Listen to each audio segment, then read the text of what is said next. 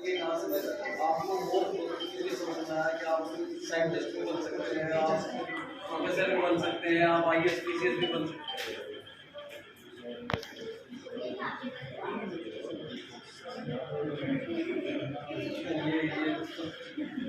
Police line में रहने वाले तो पुलिस में और भी सीनियर ऑफिसर भी बहुत कुछ आपको प्रैक्टिस सेट में कितने कुछ नंबर आ रहे हैं? 90 के आसपास है, तो सही बन गया वैसे। हाँ, देखो जो सी टैग का है और यूजी टैग का है, मैं आपको बताऊँ पैटर्न दोनों का अलग अलग है। और मेन चीज है आपको देना सुपर टैग। भाई सी टैग इसलिए तो दे रहे हो आप सुपर टैग की वैकेंसी कर सको। तो सी टैग और यूपी टैग दोनों का पैटर्न अलग है। सबसे बड़ी बात तो यूपी टैग में जो है सारा का सारा फैक्चुअल है और किसी तरीके का फैक्चुअल आपका जो है सुपर टैग होती है। अच्छा बीएड कंप्लीट है आपको तो बिहार वाला भी बोला। अच्छा बिहार भी बोला। तो सी टैग में जो है पूरा सारा का जो है एप्लीकेशन बेसिस है। आप ये देखोगे कि ठीक आपने इंग्लिश तैयार करा, इंग्लिश में आपने सबसे पहला जो एक तो वहाँ से मैं टाइगर रिजर्व वाला सवाल टाइगर रिजर्व होना चाहिए। दूसरा जो है आपने अभी पढ़ा वायुमंडल की लेयर वाला तापमंडल वो वाला, वहाँ से एक सवाल कंपल्सरी रहता है। एक सवाल जो है इकोलॉजी वाला पोर्शन है वहाँ से रहता है। एक सवाल जो है नॉन कन्वेंशनल और कन्वेंशनल वाला ऊर्जा वाला जो रहता है वहाँ से एक सवाल रहता है। ठीक है। और सी टेट में जो है एक दो क्वेश्चन आपको ऐसे मिलेगा जो सिलेबस में नहीं होता। जैसे आपको पॉलिटी है लेकिन ईवीएस में जो है वो पॉलिटी का सवाल दे देता है, कभी कभी आर्टिकल दे देता है। यदि आपने ईवीएस पेपर देखे होंगे तो वो भी कभी कभी कर देता है। तो ईवीएस तैयार करने के बाद में भी आप देखोगे कि 15 से 20 क्वेश्चन आपके होंगे, ठीक है, फैक्चुअल चीजें होंगी। उसके बाद में पूरा जो है पैडागोजी पे डिपेंड रहता है और पैडागोजी अब तक आपने पढ़ ली होगी और फिर उसका आप क्वेश्चन भी लगा रहे होंगे और उसमें गलती भी होगी। पैडागोजी आप कहीं से भी तैयार करो, चाहे आप किसी चैनल से तैयार करो किसी बुक से तैयार करो, पूरी की पूरी डिपेंड करेगी आपकी साइकोलॉजी पर। उसके बाद में भी आपके सवाल गलत होंगे। मतलब ये है कि आप ज़्यादा से ज़्यादा प्रैक्टिस सेट लगानी पड़ेगा आपको सीखना। हो सकता है इस बार थोड़ा सा पैटर्न आपको चेंज पहले आप देखा होगा कि ऑनलाइन में एक डांस में जो है 2 पेज का रहता था कि बच्चा आगे करेगा स्टोरी करने के बाद में एक डांस बनाएगा जब उसका। तो इस बार ऑफलाइन है तो थोड़ी सी चीज़ें कम हो सकती है, साइकोलॉजी वाली चीज़ें थोड़ा कम मिलेगी क्योंकि लैंग्वेज कम मिल रहा है।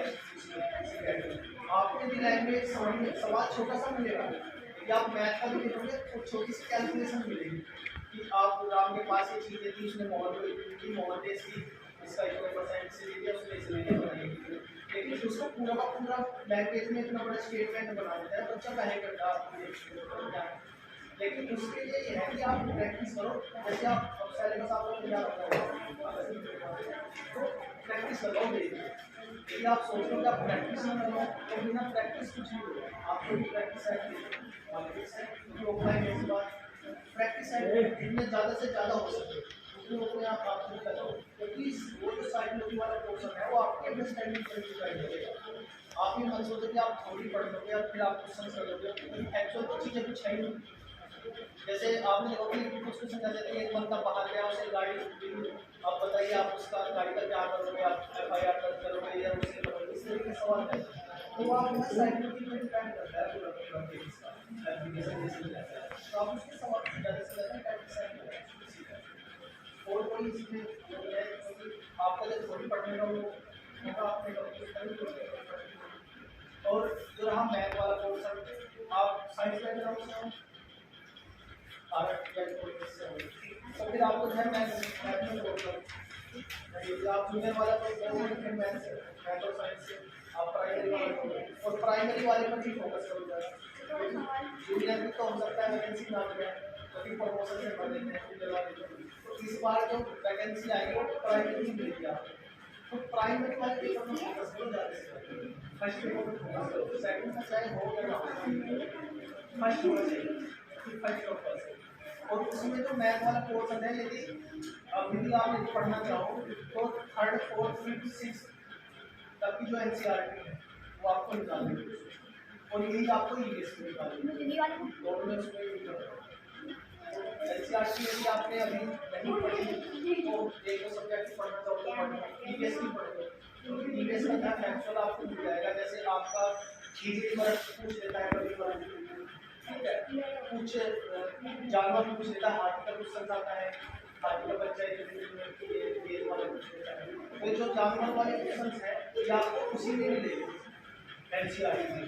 तो एनसीईआरटी को आप जो है आप देखोगे सबसे पतली एनसीईआरटी है, उसे आप ज़्यादा से ज़्यादा 3 या 4 दिन में खत्म कर दोगे। तो यदि आपका ईवीएस अभी तैयार नहीं तो आप जो है 3rd से लेकर 5th या 6th तक आप जो है एनसीईआरटी पढ़ोगे, वहाँ से आपको सवाल जरूर हो जाएगा।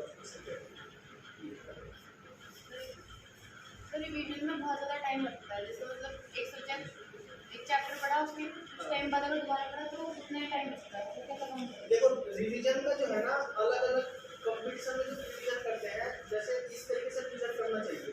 जैसे आपने प्रैक्टिस सेट लगाया, प्रैक्टिस सेट लगाने के बाद में आप मिलान करते हैं प्रैक्टिस सेट का मिलान करते तो आपको पता चलेगा कि अच्छा मैं यहाँ पे गलती कर रही हूँ, तो आप उस क्वेश्चन को उठाओ, उस क्वेश्चन को आप देखो कि आपका जो है किस टॉपिक से रिलेटेड है।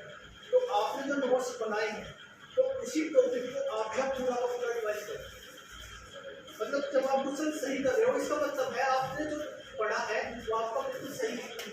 रिविजन करने का मतलब ये तो है कि आपकी जो वीकनेस है वो दूर हो जाए।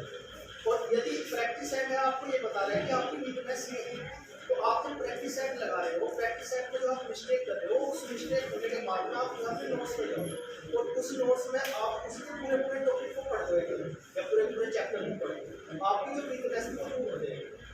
तो हमको सारा का सारा प्रैक्टिस नहीं करना होता है कि भाई आप पूरी बुक उठा रहे हो लगा रहे हो या फिर प्रैक्टिस सेट दे रहे हो, नहीं, प्रैक्टिस सेट उठाओ, मिस्टेक जो होगी उससे फिर अपने नोट्स पे नोट्स में। और दूसरी चीज़ आपको आप देखोगे कि प्रैक्टिस सेट जब लगाओगे कुछ चीज़ आपको नहीं मिलेगी, आपको नहीं दिखाई देगा चीज़ आगे जब मिलेगी नोट्स मिलती है मैंने कभी पढ़ी, तो वहाँ से उस चीज़ को उठाओ, अपनी जो नोटबुक है उसमें नोट कर लो, क्योंकि आप जब दोबारा से कभी रिविजन करोगे वो आपकी जो है क्लियर हो जाएगा।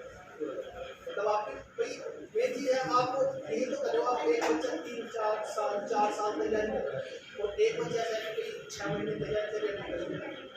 एक तो चीज़ है कि भाई उसे गाइडेंस मिल रहा है, दूसरी उसकी भाई स्ट्रेटजी कहीं ना कहीं अलग है, स्ट्रेटजी का बहुत उसने एग्जाम को अच्छी तरीके से पढ़ लिया तो जो दुनिया इस तरीके से इस एग्जाम को निकाल सकते हैं।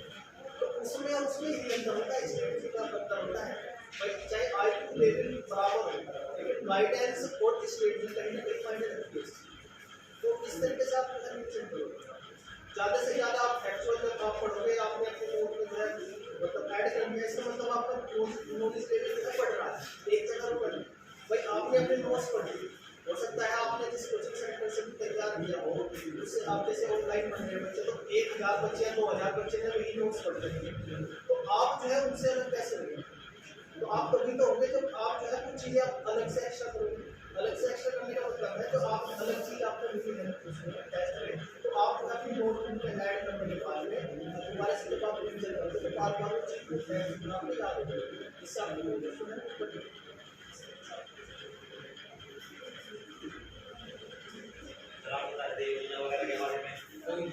मैंने आपसे सवाल इसलिए पूछा, मेरे फादर भी UPSI से रिटायर्ड है और सेम क्वेश्चन मेरे लिए था एक दिन जो आपके लिए मैंने पूछा है।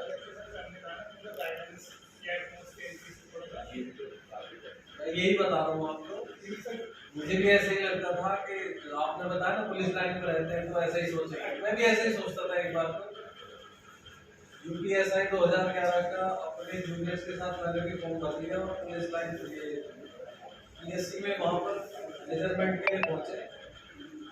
PhD में कर चुका था उस टाइम, 15 मिनट लगे ये समझाने के लिए कि PhD की कोई मार्कशीट नहीं होती, ऐसा हिसाब थे वहाँ पर समझाने में। तो मुझे ये लगा कि यार कुछ तो लेवल बढ़ना चाहिए। मैंने फिजिकल मेजरमेंट के बाद कोई टेस्ट नहीं दिया, छोड़ दिया मैंने। उस दिन ही मन कर गया कि नहीं करना। पता है कि बुराई नहीं है इसमें, लेकिन अपग्रेड करने के लिए कि मेरी फैमिली में मेरे फादर ऐसा ही रहे, मुझे ऊपर बढ़ना है। अब उसके आगे IAS PCS का कोशिश की लेकिन लगता था कि नहीं हो पाएगा। लेकिन मैंने दूसरा रास्ता चुना पीएचडी के बाद। फिर हायर एजुकेशन में देखा कि भी यहाँ क्या कर सकते हैं। टेस्ट दिए, कई जगह सफलता नहीं मिली, लेकिन आगे बढ़ के एक दिन सिलेक्शन हो ही गया। इसीलिए मैंने आपसे पूछा था कि ऐसा क्यों सोचते हैं आप। माहौल से फर्क पड़ता है, सबको पता है, लेकिन ऐसा भी नहीं है कि आप में से इससे ज़्यादा नहीं कर सकते। एक बात और फैक्ट की है, हमें समझनी चाहिए, माननी चाहिए कि अगर 100 लोग बैठेंगे, 10 वैकेंसी होंगी, 90 रह जाएंगे। जो 90 रह जाएंगे, 10 तो हो गए, वो तो परमानेंट जो करने वाले हैं सबको पता है। जो लोग बचेंगे 90% से ज़्यादा पॉपुलेशन होगी, उनको डिसाइड करना है कि हम आगे क्या कर सकते हैं। मैं आपसे ये नहीं कह रहा कि आप अपने टारगेट से हट जाए, लेकिन आप एक ऐसा एम भी रखें कि अगर हम किसी वजह से रह भी जाते हैं तो डीमोटिवेट नहीं होना है। आगे बहुत रास्ता है। आप हायर एजुकेशन में आइए, नेट निकालिए, साइंटिस्ट बनिए, रिसर्च करिए, और हर फील्ड में, जरूरी नहीं कि वो साइंस ही हो, ह्यूमैनिटीज में भी इतने चांसेस हैं, शायद साइंस में भी नहीं बचे। और एग्रीकल्चर में जितने ज्यादा किसी में है ही हिंदुस्तान में आज के डेट में। पूरे वर्ल्ड में देख रहे हो आपके एग्रीकल्चर में बहुत सारे चेंजेस आ रहे हैं। दुनिया भर की वैकेंसी है, अलग अलग लेवल, छोटे से लेकर बड़े लेवल की सब अवेलेबल है। और हमारे कंट्री में एग्रीकल्चर में कोई ज़्यादा कॉम्पिटिशन भी नहीं है, इतने लोग होते भी नहीं, क्योंकि इंडस्ट्रीज भी बहुत कम है। तो आप उस फील्ड में भी आगे बढ़ सकते हैं। आप कॉमर्स में, आप इसके अलावा जो भी आपने सब्जेक्ट चूज किए हैं, आपको लगता है कि आपके सब्जेक्ट अच्छे हैं, आप उन सब में आगे बढ़ सकते हैं। और हर जगह साइंटिस्ट की वैकेंसी आती है। ऐसा नहीं है कि ह्यूमैनिटीज में साइंटिस्ट भी होते हैं, ह्यूमैनिटी साइंटिस्ट है, सोशल साइंटिस्ट की भी पोस्ट निकलती है, आप काउंट नहीं कर सकते। ये मैं आपको डिग्री कॉलेज और यूनिवर्सिटीज के अलावा बता रहा हूँ। अलग अलग मिनिस्ट्रीज निकाली हुई, इवन लैंग्वेज ट्रांसलेटर की 3 पोस्ट आती है पूरे कंट्री भर में। आपने कभी सोचा भी होगा ऐसी कोई जॉब हो सकती है। जो ट्रांसलेटर होते हैं, जो अलग अलग दूतावास में और अलग अलग जो कंट्री में बने हुए हैं या बाहर कंट्री में भी पोस्टिंग होती है, उसमें भी लैंग्वेज ट्रांसलेटर एक साइंटिस्ट की इक्वल सैलरी पाता है, शायद इससे भी ज़्यादा अगर वो बाहर पोस्टेड हो। तो हम उन ऑप्शंस पे भी देख सकते हैं, जरूरी नहीं आपको करना है, हमें एक या 2 ही काम करते हैं, सारा नहीं करना, लेकिन हमें रास्ते पता होने चाहिए। उसके अलावा जो मुख्यमंत्री जी की योजना है, मुख्यमंत्री अभ्युदय योजना, आप अगर आपको लगता है आपको वहाँ से हेल्प मिल सकती है, आप रजिस्ट्रेशन करिए, टेस्ट लीजिए, कोचिंग फ्री में होती है, हर सब्जेक्ट की कोचिंग अवेलेबल है, free of cost. Digital content UGC छोटे लेवल से बड़े लेवल के सब डिजिटल कंटेंट प्रोवाइड करता है, ठीक है। एक पहले हम सचिन जी को बताया कि हाथी ट्रस्ट है, और भी ऐसे कई ट्रस्ट हैं। आप अच्छी अच्छी बुक की लिस्ट बनाइए, उनके नाम, उनके पब्लिकेशंस, उनके ऑथर्स डिटेल बनाइए, और एडिशन अगर कोई है तो वो, वॉल्यूम है तो वो, इस तरह की सारी लिस्ट बनाने के बाद ये काम इनको बताया मैंने। अगर कोई प्रॉब्लम होगी तो मैं हेल्प करूँगा। हाथी ट्रस्ट बुक प्रोवाइड करता है। अगर ऑथेंटिसिटी वेरीफाई हो जाए, यहाँ की ऑथेंटिसिटी की कोई वेरिफिकेशन की ज़्यादा जरूरत नहीं है, आपके स्टडी सेंटर की ऑथेंटिसिटी ऑटोमेटिक है, तो ऐसी जगह वो free of cost book provide करता है हर तरह की। तो आपको ये भी नहीं सोचना कि ये बुक हमें नहीं मिल पाएगी, ऐसी चीज़ें भी चलती है। अलग अलग यूनिवर्सिटी, जैसे सीसी यूनिवर्सिटी में मैं हूँ, तो वहाँ की डिजिटल लाइब्रेरी में भी दुनिया भर के कंटेंट अवेलेबल है, और काउंसलिंग भी अवेलेबल है अलग तरह की। जैसा अगर यूजीसी से संबंधित है, आप लोगों ने देखा होगा पीसीएसजे में आजकल बड़ा ट्रेंड चल रहा है, बड़े सिलेक्शन हो रहे हैं। तो अगर आपको ऐसी कोई हेल्प चाहिए तो free of cost counselling centre है यूनिवर्सिटी में, आप कोई भी आ सकते हैं, कभी भी आ सकते हैं। सचिन जी के थ्रू कोई भी यहाँ से कॉन्टेक्ट करके आ सकते हैं, या डायरेक्टली जा सकते हैं, no department, free of cost counselling available. Psychological कोई प्रॉब्लम है, होती है, आपने देखा होगा कोरोना के ग्रेजुएशन के बाद काफ़ी हेक्टिक शेड्यूल रहे लोगों के, और पुलिस का काम तो सबको पता है। तो आपकी फैमिली ने भी वो संकट झेला होगा कि गार्जियन जो है इधर पे ड्यूटी में लगे हैं, और आपको देखने वाला, केयर करने वाला कोई उस टाइम पर अवेलेबल नहीं है। तो लाखों प्रिकॉशंस की उसमें कि ये करना करना, पुलिस की ड्यूटी में कोई ऐसी प्रोटेक्शन नहीं मिली किसी को। मतलब मुझे लगता है शायद बायो सेफ्टी में डंडा ही हाथ में था। अगर बायो सेफ्टी की बात करें, मेडिकली जो प्रिकॉशंस थी उसमें डिस्टेंस और डंडा हाथ में, इसके अलावा नहीं था। तो ये सब हमारी फैमिली ने झेला, तो हम समझ सकते हैं इस बात को।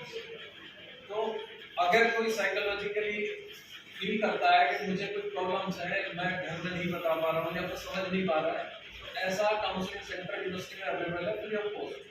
साइकोलॉजी डिपार्टमेंट ये काउंसलिंग करता है। और अगर काफी लोगों को ऐसा लगता है कि हमें ना मोटिवेशन और ज्यादा चाहिए, साइकोलॉजिकल लेवल पर आप पूरा फील करते हैं, वीक फील करते हैं, तो आप बता सकते हैं वो लोग जो है वो यहाँ भी आ सकते हैं। मतलब वो अरेंजमेंट मैं करा सकता हूँ कि हम वो यहाँ आए और वो काउंसलिंग के लिए आपके साथ है। उसमें हम सब शामिल हो सकते हैं, जरूरी स्टूडेंट हो, फैमिली भी हो सकती है, इस तरह का सपोर्ट भी अवेलेबल है। तो आप, मेरा सिर्फ ये कहना है कि आप अलग अलग ऑप्शंस पे भी नजर रखिए कि आप क्या बेहतर कर सकते हैं। जो लोग SI में आप लोग पढ़ते भी होंगे कि उसने आगे प्रमोशन ले लिया, वो PCS बन गया, वो IAS बन गया, वो लोग भी तभी बने हैं जब उन्होंने ऑप्शंस रखे कि एक बार मैं फैमिली कंडीशन को सपोर्ट कर दूँ अपनी, उसके बाद मुझे ये जरूर अचीव करना है। आप लोग इन ऑप्शंस को भी ध्यान में रखते हुए अपनी तैयारी करिए। और सर ने इतनी सारी चीज़ें आपको बता दी, मैं नहीं जानता हूँ उनके बारे में। हायर एजुकेशन के बारे में मुझे डिटेल में पता है, आपको कुछ भी पूछना है सर रिलेटेड तो बता सकते हैं।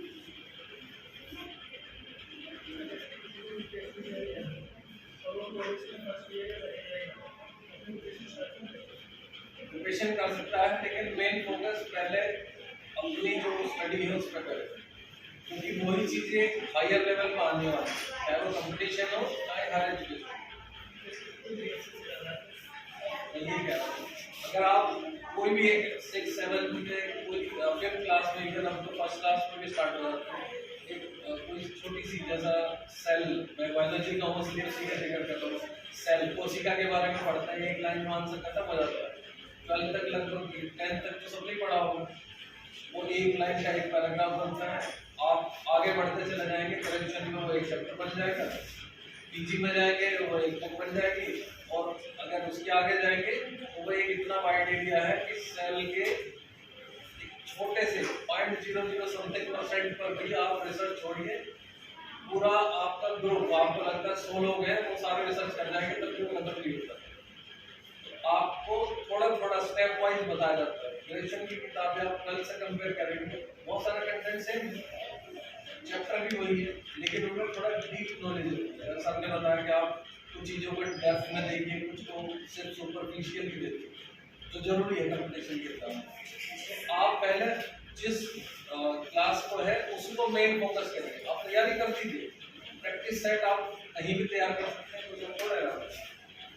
लेकिन जो आपने ग्रेजुएशन में सब्जेक्ट लिए कहीं ना कहीं इफेक्ट करेंगे आपकी तैयारी में आगे चल सकते, तो आप उनको डीपली फोकस करिए, उसको सुपरफिशियल, ठीक है, आप कर जाएंगे। लेकिन आप इसमें सबसे ज्यादा जरूरी चीज है प्रैक्टिस सेट के साथ साथ टाइम मैनेजमेंट। आप अगर 3 घंटे का पेपर कोई है, कॉम्पिटिटिव ऑनलाइन है ऑफलाइन है, आप उसको 2.5 घंटे के हिसाब से तैयार करिए, क्योंकि एक नई जगह जाएंगे आप, जब आप पेपर देने जाएंगे तो आप एक बदले हुए एटमॉस्फेयर में रहेंगे, आप अलग तरह के रूम में अलग तरह के लोगों के बीच में बैठेंगे, तो अजीब सा फील होता है, तो कई सारा टाइम तो ऐसे निकल जाता है। और छोटा मोटा इंसिडेंट हो जाए तो आपका दिमाग इतना डिस्टर्ब हो जाता है। बहुत सारी चीजें जो आप कह रहे हैं ना कि आप आसान सा काम, किसी ने पूछा था कि साहित्य के आसान से क्वेश्चन जब की गलतियाँ तभी होती है जब हम टाइम मैनेजमेंट को 3 घंटे को 3 के हिसाब से लेकर चलते हैं। ठीक है, 3 घंटे का पेपर है, इसका मतलब एंट्री भी इसी में होनी है आपकी सारी, और साइन होने हैं, या आपको कोई इक्वेशन सोल्व करनी है, कोई रिएक्शन दी है, कोई फॉर्मूला दिया है, या मैथ का छोटा सा क्वेश्चन है, कोई भी चीज़ आपको लिखनी है, नोट करनी है, सब उसी में दिया है। पेपर 2.5 घंटे 3 घंटे का देगा होता है, 3 घंटे का नहीं होता। तो आप यही सोचिए कि 2.5 घंटे में करना है, तब आप 3 घंटे में आसानी से पेपर कर पाएंगे। टाइम मैनेजमेंट सबसे जरूरी चीज़ है तैयारी के साथ साथ, तो उस पर भी फोकस करते हैं। हम पैसे कर देते हैं, करके देते हैं, ऑटोमेटिक जो घंटे का पेपर है वो कम से कम 20 मिनट पहले 10 मिनट पहले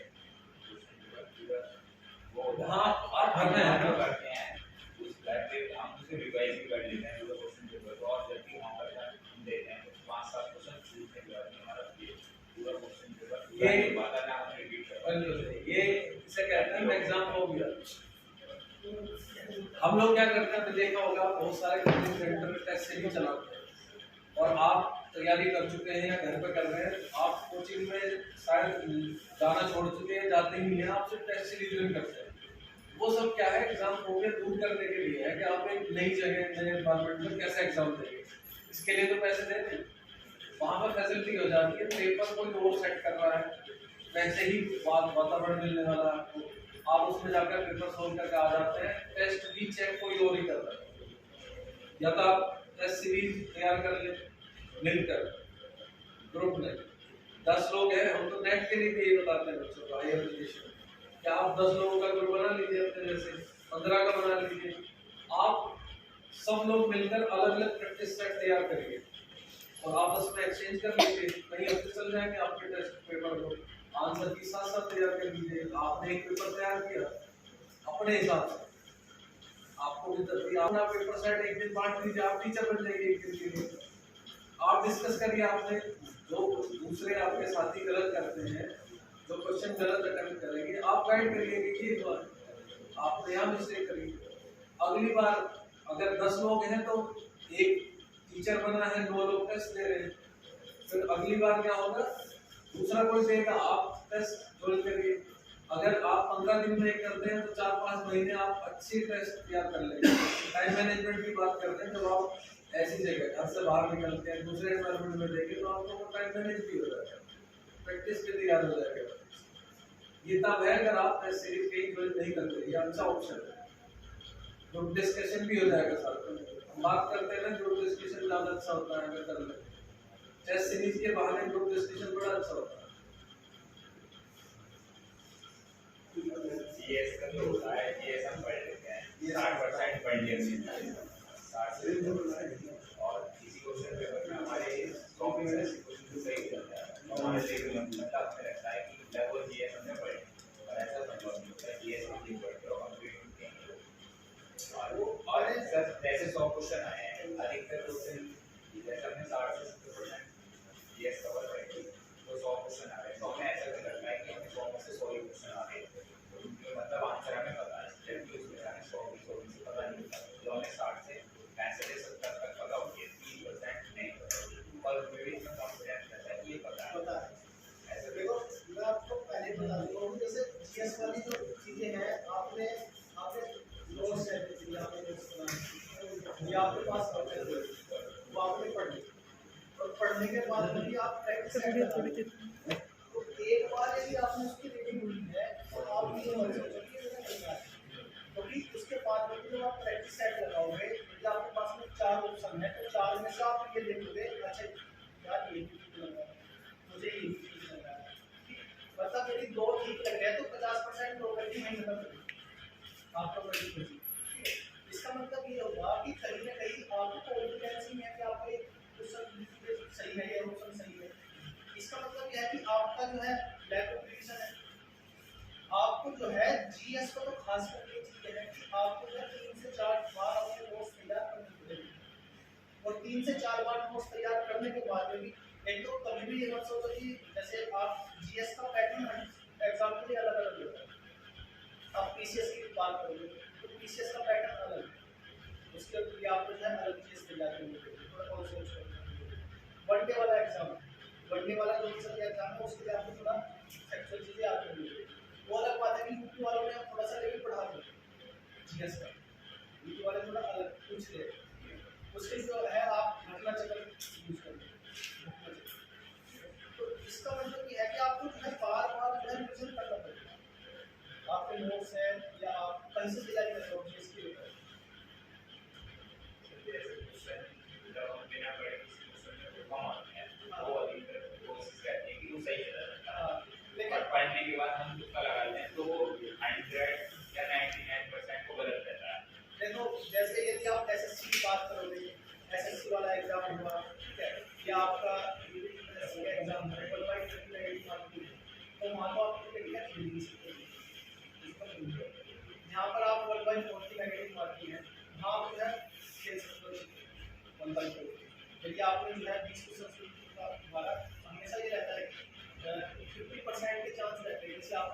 इसमें हमारा ये है जो 10 ठीक हो गए, यदि आपके 10 भी ठीक हो गए, यदि आपकी 1/4 की नेगेटिव मार्किंग है तो वहाँ ले जाओगे आप 4 नंबर आराम से। लेकिन यदि 1/30 की नेगेटिव मार्किंग है तो उसमें आप छूटेगा नहीं, एक से छूट देगा। यदि किसी भी चीज़ को कन्फ्यूजन है तो उसे आपको छोड़ना पड़ेगा, ठीक है। तो इसलिए ये तो आप पहले तो आप सोर्सेज, यदि आपके नोट्स आपने बना रखे हैं ऑनलाइन इसलिए दी जा रही है, पहले तो आप उसे दी जाते हो अच्छे से, वो चीज़ें आपकी जो है 3 से 4 बार रिवीजन होनी चाहिए। उसके बाद में भी आपका जो बढ़ने वाला चीज़ें हैं उसमें हम जो है पूरा वाइड एरिया नहीं पढ़ते थे इसका तो। यदि आपने हिस्ट्री पढ़ो, जैसे हिस्ट्री आप तैयार करते हो, हिस्ट्री तैयार करते हुए आप एग्जाम का पैटर्न आज की डेट में इस तरीके से है कि आपको यदि 5 क्वेश्चन आए हैं हिस्ट्री से कोई सी एग्जाम में, उसमें से 3 क्वेश्चन आपको मॉडर्न हिस्ट्री से मिलेंगे। तो और मॉडर्न हिस्ट्री से भी आपका जो है गांधी जी मिलेगी। तो 1857 वाली की जो कहानी है वो आपकी बिल्कुल अच्छे से तैयार होनी चाहिए। आपको पता है कि 5 क्वेश्चन आए हैं, 5 क्वेश्चन में 3 क्वेश्चन ऐसे 70% मेरा हिस्ट्री से कवर हो गया। अब जो है अब मुगल पे पहुंच जाओ। मुगल पे जो है आपका जैसे मीडियल हिस्ट्री में से यदि क्वेश्चन पूछ रहा है तो आपको जो है ये मुगल वाला पूछेगा, अकबर वाला, अकबर जहांगीर वाला क्वेश्चन वहाँ से आना है। उसके बाद में आप उसे ले जाते हो।